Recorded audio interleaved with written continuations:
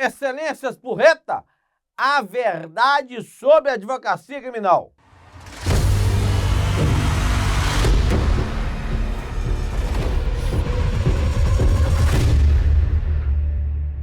Tenho 34 anos de experiência, não me canso de falar isso. Mais de 1.200 júris, incontáveis sustentações gerais. Induvidosamente, eu posso olhar nos seus olhos e falar: tenho história para contar. Eu quero trazer para você algumas reflexões. Quem somos nós? Advogado, advogado.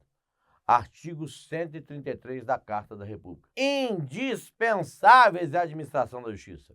Não se faz justiça, não tramita o processo penal, excetuando quando sob a responsabilidade da Defensoria Pública, sem a presença da advogada e do advogado. É conditio sine qua non para firmar o contraditório. E nós somos garantes do devido processo legal. Estreita observância ao contraditório.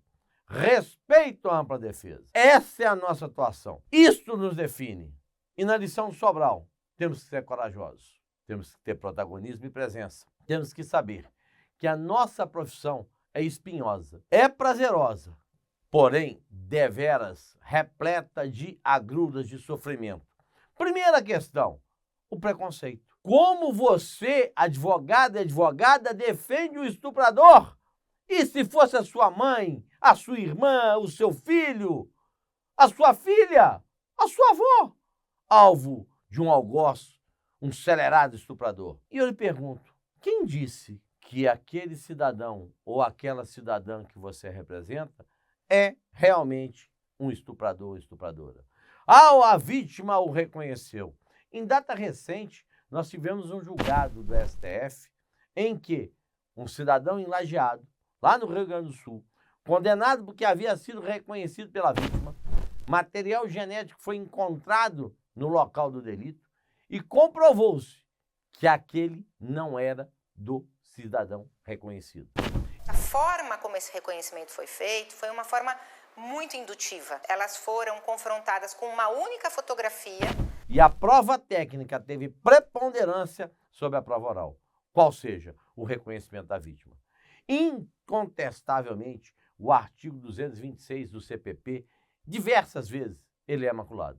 E os reconhecimentos são feitos de forma indevida. A primeira questão que trago à colação é o preconceito que nós somos alvos. Até o momento em que o indivíduo é alvo de uma ação penal, reclama, pede, implora pela assistência de uma advogada, de um advogado. Dolo eventual, fetiche ministerial em tempos modernos. O cidadão toma uma canjibrina, está dirigindo um veículo e atropela alguém.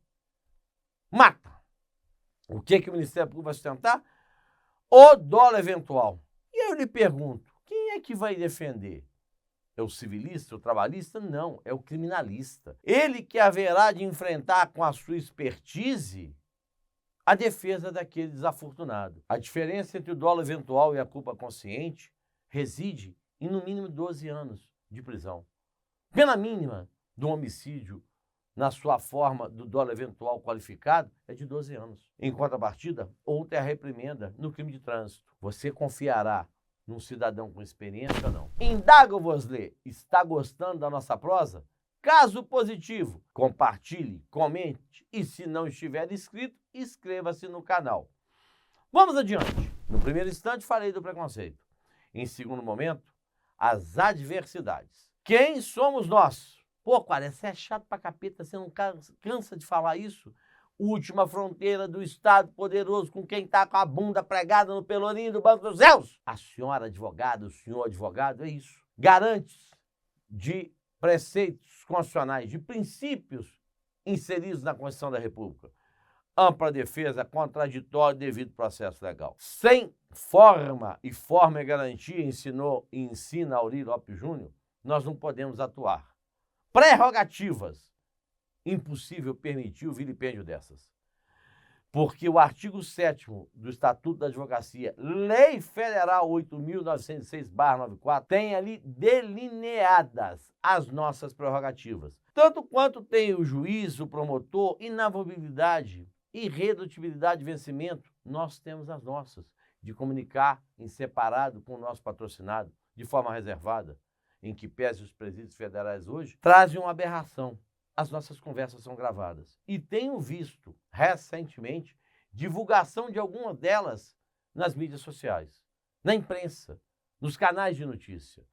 Isso é inaceitável, porque esse sigilo da comunicação se faz necessário para a edificação de uma defesa, para a observância do contraditório, para respeito ao devido processo legal, para a plena ação voltada para a ampla defesa. Prerrogativas vilipendiadas rotineiramente. Uma mazela que não podemos permitir. A ação efetiva, e sou diretor de prerrogativa da OAB-MG, sempre fomos defensores ardorosos dessa garantia que tem o cidadão através do seu advogado, o respeito às prerrogativas. Preconceito, observância das prerrogativas, como proceder uma defesa criminal. Em primeiro momento, conhecer a verdade. Ter do seu cliente um binômio, confiança e paciência. Se ele não tiver confiança no seu labor, se afaste dele.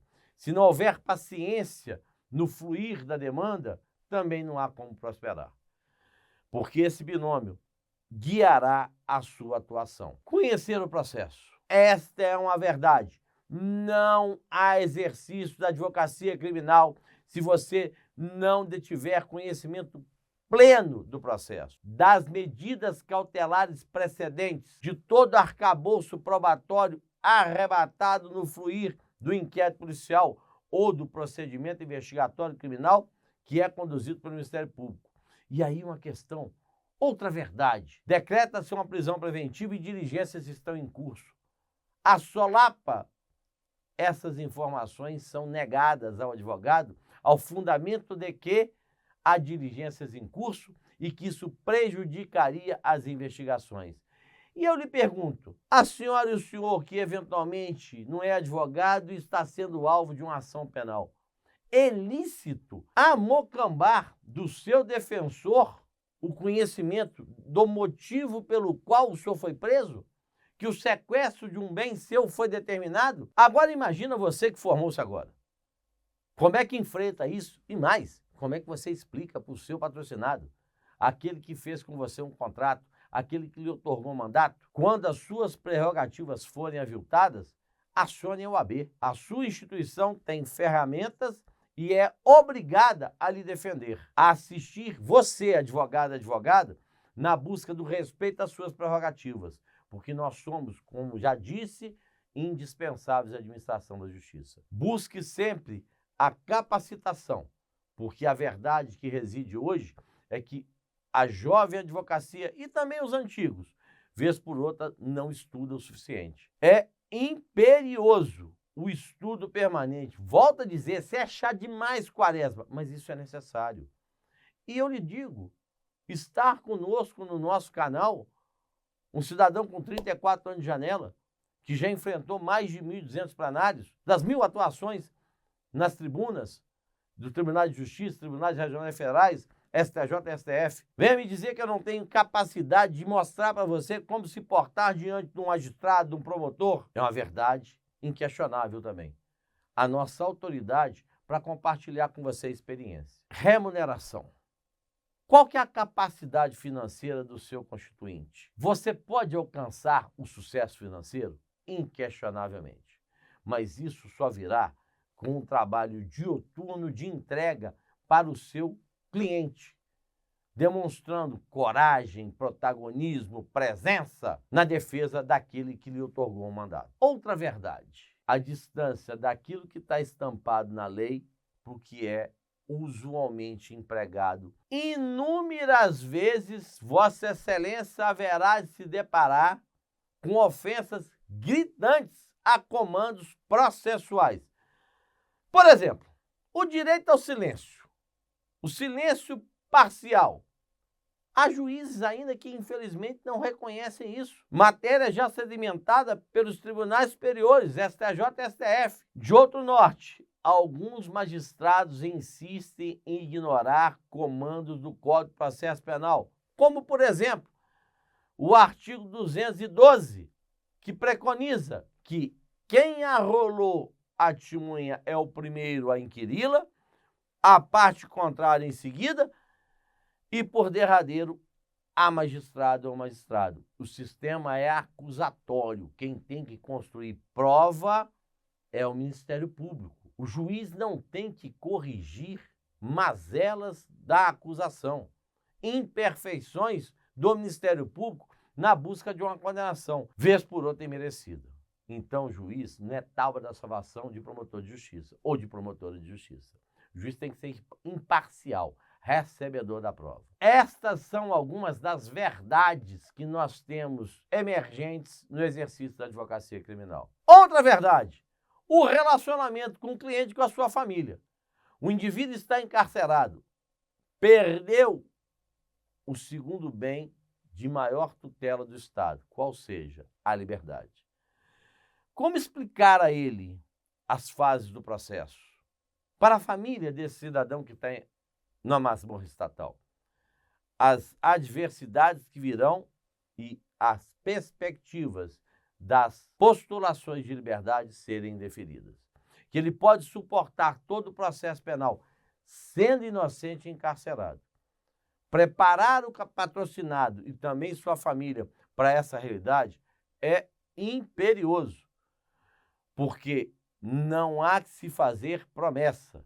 Você não tem a caneta para assinar alvará de soltura. Quem faz isso é juiz, desembargador e ministro, que quando um faz determinam que seja feito. Então, tenha muita cautela nesse trato com o cliente. Inscreva-se se ainda não é. Compartilhe para divulgar o nosso trabalho e propiciar que colegas tenham também acesso a essas informações. E comentem para nós podermos interagir. É um privilégio poder estar contigo, dedilhando essa prosa, falando sobre o nosso nobre mistério e propiciando a você condições de ter aquilo que é necessário no exercício da advocacia criminal. Autoridade. Outros vídeos virão por aí. Te espero lá. Grande abraço.